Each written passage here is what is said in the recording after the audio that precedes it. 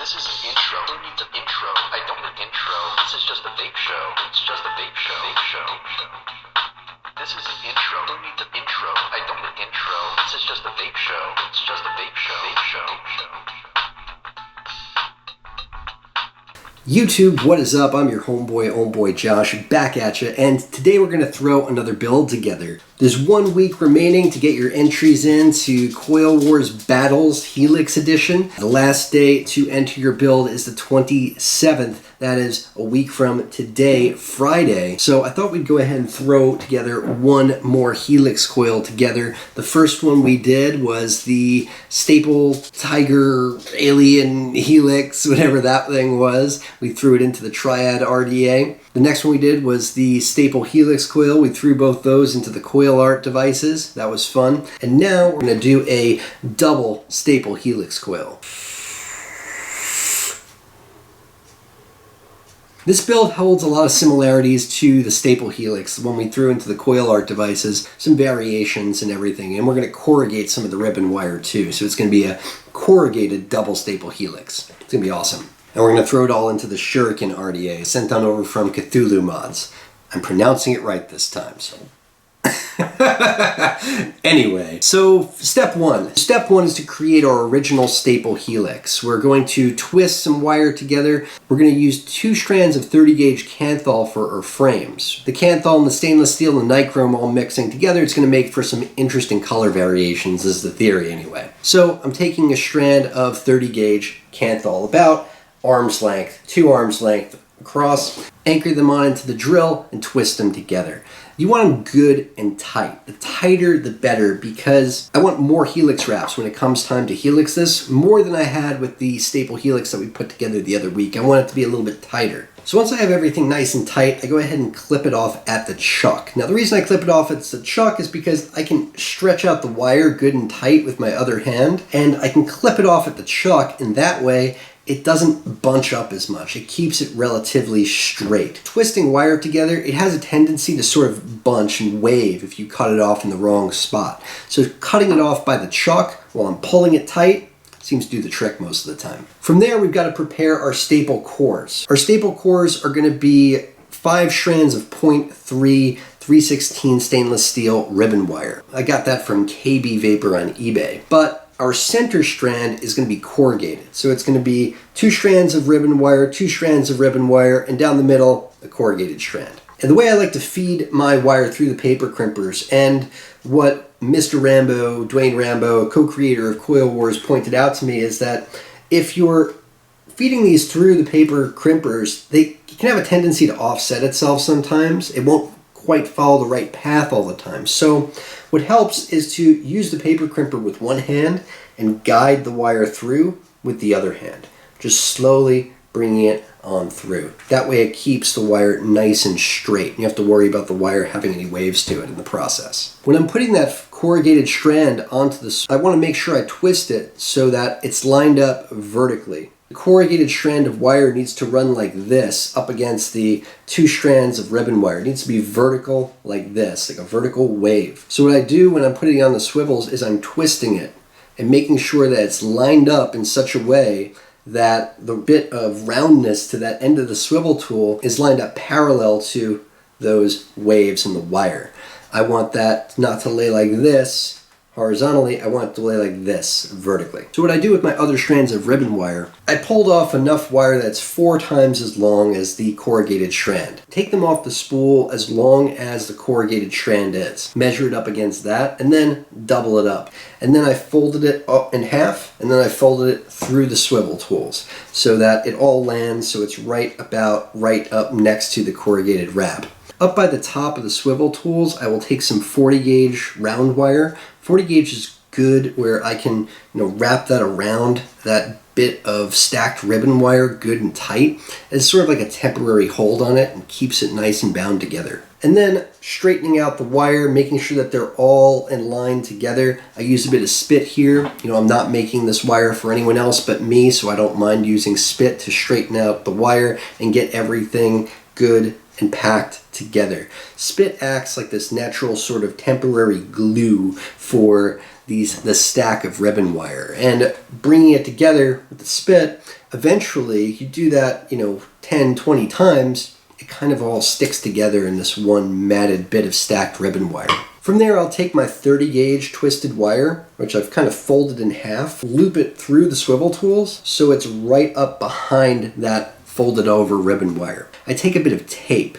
You can use glue if you'd like. You can use anything you want, I suppose. You can even use more 40 gauge, but I like using tape for this task for some reason. It just allows me to error correct a little bit better than it would if I use glue. Glue works really well, but it's more permanent. If one of the wires sort of becomes misaligned, it becomes harder to fix with glue. With tape, I can remove the tape. I can also just sort of push it a little bit and oftentimes fix my bit of ribbon wire or bit of twisted wire that's kind of become misaligned.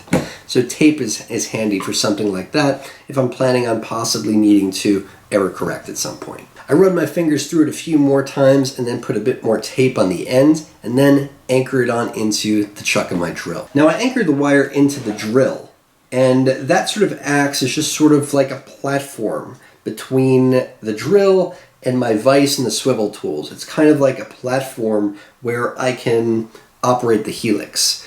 I'm not actually going to power the helix wrap onto my core wires because it requires that the helix is married into that twisted frame kind of precisely. And using the drill powered, I don't think you're really going to get the result that you're looking for. And I really like using this drill for that platform because it raises it up a little bit. The wired drill, it doesn't have a platform like, the wireless drill does, the battery operated drill does. So it's down there on the table, and it makes it harder to, bring the wire over, bring it round underneath, bring the wire over, bring it down underneath. It's more difficult when the drill is down on the table like that. I like it up like this, This drill is great for holding the wire up high enough for me to go over, come around underneath, go over, come around underneath. Makes life a little bit easier. What I like to do when I'm anchoring everything onto the chuck is I bend one of the wires in the frame up a little bit so it's going to hang out the corner of the chuck. And then when I anchor everything in there, the tape is still securing all the frames together, still providing a bit of cushion for the frame and the staple stack. I don't want to squeeze it too tight. When I'm closing down the chuck of the drill, I'm closing it slowly and securely. And I'm watching what's happening to the frame and the ribbon wire as I'm doing that. I close it as tight as I can, but gently. I don't wrench it down all at once, or else it can bend up the ribbon stack. You can discombobulate the frames and the ribbon. You want to be careful how you close down the chuck on that stack of wire. If you do it wrong and the ribbon wire gets all wonky or the frames get all wonky, you're probably going to have to cut everything short and then anchor everything at the end with more tape again. This is where you can also use glue if you want to on the ends. And I guess I could have done that, but at the same time, I like using tape because the thing about using the glue is if something gets messed up, it's harder to fix. With tape, I still have the chance where if something's kind of out of alignment, I can adjust the tape a little bit and fix it. Now the first helix wrap is kind of the hardest one because it's all about the right spacing on the first helix wrap. You need to find the right spacing. It helps to kind of have in your head what you want to do before you get started, what that sort of pattern you want to make is. Do you want it to be a full helix like we did with the coil art devices, or do you want to have some kind of a pattern? For instance, do you want it to be a helix wrap, a gap, a helix wrap, a gap, a helix wrap, a gap? Do you want it to be two together, then a gap, two together and a gap, or two together and two gaps? Helps to have that in mind. For this one, what I decided to do was to do 3 helix wraps together, a gap, 3 together, a gap. Just like that the whole way through. So the first helix wrap, what I'm looking for is every 4th twist to line them up. When I'm bringing it around the tape, when I'm getting it started, I'm kind of looking for where that wire is going to land and planning where it's going to come around and where it's going to come back. So when I bring it around, I find that first wrap it can land in. I bring my toothless pliers behind it, hold it tight, pull it back, and then loop it back over. Find the 4th twist. 4 twists away from where that first wrap went. Find the 4th one and link it up to that. And then toothless pliers behind it, pull it tight. And then I find that fourth wrap with the bottom side where the first one came round for the first time and find a space 4 twists away from that one. Bring that around. Toothless pliers behind it, bring it around. Over and over and over again, just like that. Bring it around, move the toothless pliers, pull it back, bring it around, move the toothless pliers, pull it back, bring it around, over and over and over again, the whole way down. I want to say it's something like 8-inch strand that I was working with, something like 8 inches, 7 to 8 inches, something like that. And just bring it around tight. Now you want to make sure that you're pulling it tight, but you also want to be careful of what's happening with the staple core. That staple core, if it becomes out of alignment, then you kind of have to start over. Well, not completely over. If it becomes out of alignment and you see it early enough, you can take off the helix as far back as you need to bring it, that staple core, back into alignment and then pick up from there. The further down you go, the harder it is and the more you have to take out in order to fix it, of course. That's where those toothless pliers really come in handy. Doing this build without toothless pliers, it can be really, really difficult, I would say. I would not want to do it without toothless pliers. Just because it holds everything so tight and nice together while you're drawing that wire, that helix wire back and forward and pulling it tight. And you want to pull some pressure to it. That's why you're really not doing this with the power drill. You're really looking to align the wire properly. You're really looking to make sure that it's finding the groove in that twisted wire the right way. But after the first helix is done, the second and third helix in this case are much, much easier because you're really just sort of following the path that you've already laid out with that first helix wrap. Because when you laid in that first helix wrap, you made the initial pattern. It was 4 and 4, 4 and 4 twists on either side between those helix wraps, on either side of the frame. And then you're just sort of following into that pattern with the subsequent helix wraps. Plus, since the wire has sort of been formed at this point with the first helix wrap, all the wire, the core wires and the frame wires have sort of been compacted together and they're good and tight. Now with the subsequent wraps, you can make them even tighter. You can pull them good and tight and secure the whole way through. By the third helix wrap, I'm pulling as hard as I can because that wire is not going anywhere. The core wires, those staple wires, have kind of found their home inside those frames, and I'm not really worried about them being pushed together too much, or I'm not worried about them becoming misaligned anymore. I can really put some weight behind that 36 gauge helix wire. And that's why I'm using 36 gauge. It's small enough that it's going to fit into those grooves really nice, but it's also thick enough that I can pull with some weight behind it. Now, using something like 38, 40 on up, I mean, that's where this would get a lot harder. The higher wire gauge you go, the harder it's going to be for you to pull that wire tight without breaking the wire. I mean, even 36 gauge, I sometimes do break the wire when I'm pulling this tight.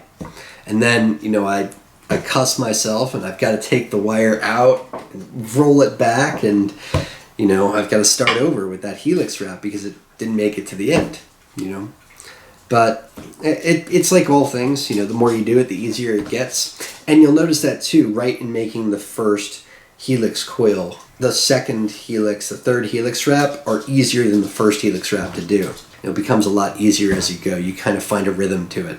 But this wire isn't just a helix coil, it's a double helix coil, which means that we can get into some even more variation and mix it up even more. See, what we're going to do is we're going to put another frame over this and we're going to helix over it again. So our initial twist was 30 gauge and I wanted it to be pretty tight together with the helix wraps.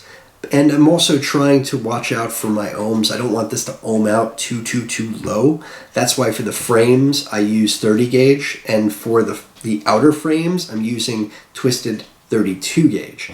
And I am claptoning up over about half of it. I'm going to fold it in half and twist that together, creating kind of a pattern to it. So it's like straight wire, clapton, straight wire, clapton, straight wire. So it looks kind of cool when it's all put together. So the initial clapton, I started to do it with this drill just because I had this drill out and I thought, I'll go ahead and throw together the clapton really quick with this drill. It's already situated. I'm just going to do it really quick. And then I remembered how slow this drill is. This drill is 800 RPMs. the more I've used this thing, I've wanted more speed.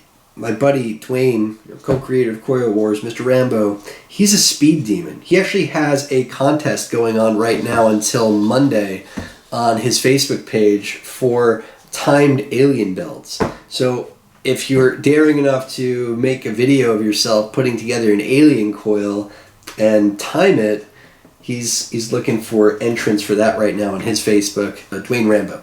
But that being said, I wanted a faster drill for things like this, making a clapton coil, because a 40 gauge clapton coil, let me tell you, it takes a long time to make a 40 gauge clapton coil because that wire is tiny and it takes a long time for it to go around that wire X number of times so it can make it to the end of the strand, or halfway to the strand even, which is what we're doing here.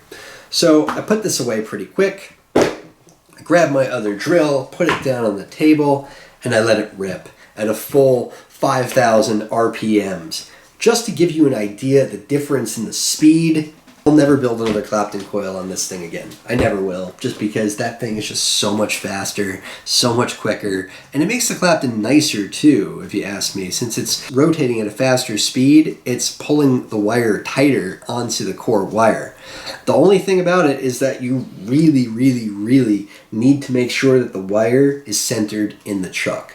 If the wire is not centered in the chuck at that speed, it's going to break that 40 gauge every single time. Every time, because it's just going to be jumping all over the place. And with the 800 RPMs, you know, it can be a little bit off from center and it's not going to trouble the wire any. At 5,000 RPMs, if it's off even a little bit, then the center of the chuck, it's going to rip that 40 gauge every single time. Every time. So, but yeah, it was nice and quick. Once I had that wire claptoned up halfway, I folded it in half. So on one strand I've got clapton wire, the other strand is just naked. I took my screwdriver into that gap in between the wires, pulled it tight in my fist, let it rip the opposite way. You want to make sure with this particular build, because what we're going to be doing is sort of a cross-hatching kind of thing. One helix is going this way, the other helix is going this way. So it's kind of a cross-hatch. Now with that, you want to make sure that the second frame is twisted the opposite way from the first. That way it'll helix in the opposite direction. That made my next frame. Put those all together, used tape to anchor one end, tape to anchor the other, and anchored it back into the drill, same way. I made sure that I had one of the frames sort of bent outward so it would stick out of the chuck a bit for me. And then I just repeated the same process that I did with the initial Helix coil. I helixed over it with the same gauge, 36 gauge, and I did one helix, skip 4 spaces, helix, skip 4 spaces, helix, same thing. And then I went back with the other 2 strands and did that again, following that same path. Basically that same process that I did with the original helix, I did with the second helix. So it's 3 helixes together, a gap, 3 helixes together, and a gap. And when you're doing that, where one helix is going this way and the other helix is going this way, it creates just an awesome looking pattern. It's also creating kind of like this net where juice just gets trapped. Juice is going to be dripped onto this coil and kind of get trapped in this net of helix wire that's going to drive it toward the staples and the clapton wraps. And it just makes for a delicious, wonderful vape. Coiling the wire up is no problem. No problem at all. You can hold this wire however. Now, I just had a conversation with someone the other day about 0.5 ribbon wire and how hard that thing is to wrap. 0.5 ribbon wire is kind of the standard for a lot of staples, but it's challenging to wrap still. And higher than 0.5, one time I tried to make a staple with 0.8, that did not go well. Not well at all. Because ribbon wire that's stacked vertically like that has a tendency to kind of go wonky when you wrap it. You need to hold it really tight as you're bending over that screwdriver or your bit or whatever you're bending that wire around to make your coil. When I'm making a staple coil, I hold my breath when I am wrapping it. It's like I say a prayer, I cross my fingers, and I just hope that it comes out okay when I wrap a staple coil. But with this, 0.3 ribbon wire, oh my goodness. It is a dream. It's like wrapping with regular round wire. it doesn't have any threat of bending wonky or doing anything weird. How the wire looks when it's all coil, when it's all made and it's just, you know, a wire, is how it looks once it's all wrapped. It's super, super easy to wrap 0.3 ribbon wire, and it vapes just as good as 0.5. The only difference is that it's going to ohm out higher and it's easier to wrap. A lot easier to wrap.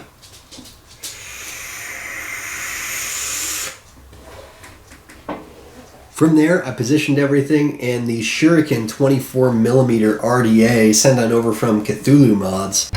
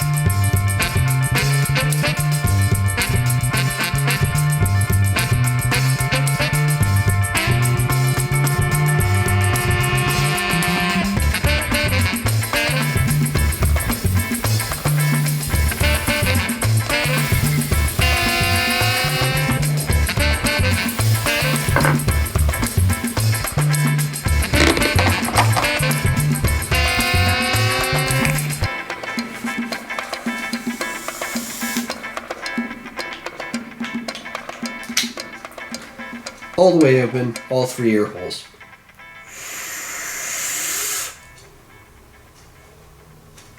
This thing is just an awesome vape. It's got the same Shuriken style deck that the original had, the same sort of airflow system where the airflow is on like the outside, so you can build up to the edge of the deck. The airflow is on an outer airflow sleeve, which I really like. It's very friendly to big builds. It's just a single coil build. It ohms out at about 0.16 ohms. Yeah, this thing ohms out low. Even using the 0.3 ribbon wire, I would not want to dual this up. 4 wraps? No. 4 wraps was almost too big for this. I was a little worried. I'm using more of the flavor sleeve for it. I guess that's what you'd call it. Rather than these big holes that you have with the other airflow sleeve. Sort of a tighter draw, wide open. I have all 3 air holes open. And it's kind of cool because you can flip it. And it kind of tells you that just in the barrel because the creature is upside down and right side up on either side of the barrel. Lends itself to being put either way. And I kind of like my air holes a little bit higher. They just seem to make better contact with the coil that way. So yeah, it's a yummy build and it works really, really well in the Shuriken. It was like the perfect size, the wire, for it to fit on one side of that clamping system sort of deck. I was a little bit worried I was going to have to punch a hole into this coil because the way that the clamping system is designed on the Shuriken, it's got like a screw going down the middle of it. So you don't have access to the entire build space. It's just kind of split into 4 terminals rather than 2 terminals. I kind of like the Goon a little bit better. You know what I mean? How it has like the full access to the entire clamp. It works pretty well. It's just not as well suited to those big, wide bills as something like the Goon is. But even with this, I mean, this is pretty wide. Did a pretty good job. It was close, but it did a good job. I really like the clamping system sort of deck on the Shuriken.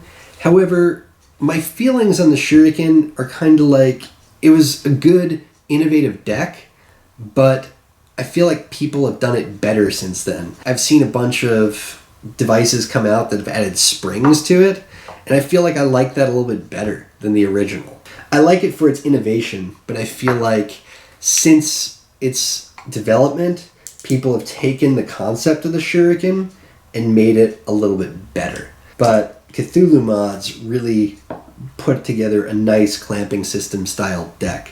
I'm going to try closing off one of the air holes just to see what happens if we do that. I'm thinking that it might be too tight that way. We'll try it. Yeah, it feels tight.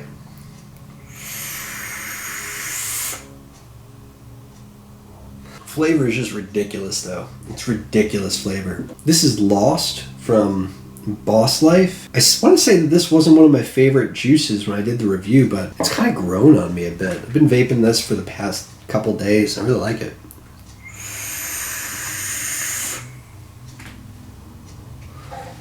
Oh man, 2 air holes would really knock you on your ass. That's a lot of flavor. All right, I'll be daring. 1 air hole. It's gonna be hot. It's gonna be a hot vape.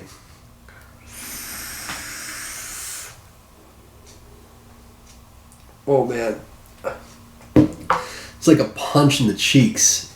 That's a lot of flavor. Wow. Oh man. Wow. Switch it out for the wide barrel airflow, the big one. Look at that. It's huge. Those airflow holes are ridiculous. And this one you can put either way too, but I don't think it matters. It's pretty similar airflow, whether you put it upside down or right side up. All the way open.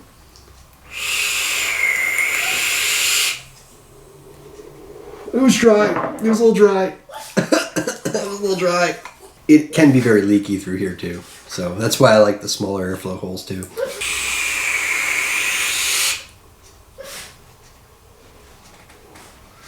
Clouds are just ridiculous. Flavor's still actually pretty good, but I think that's mostly due to the build itself. 2 airflow holes open on the big barrel.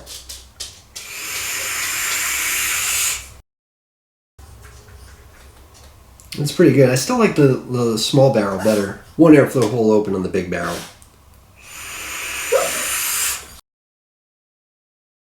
That's like 1 airflow hole on the big barrel is equivalent to all 3 airflow holes open on the little barrel. That's what it's like. It's a fun RDA for a build like this, and that airflow is incredibly versatile on this device. It's like where the small barrel ends is where the big barrel begins. It's pretty cool. I really like it in the Shuriken, but the build is what really brings it for me. I mean, this build is super, super flavorful. So if you've got some time and a lot of patience, the double staple Helix, it's a lot of fun. Till next time, I'm your homeboy Josh. Get those entries in for Coil Wars Battles Helix Edition. Vape on, Vapers.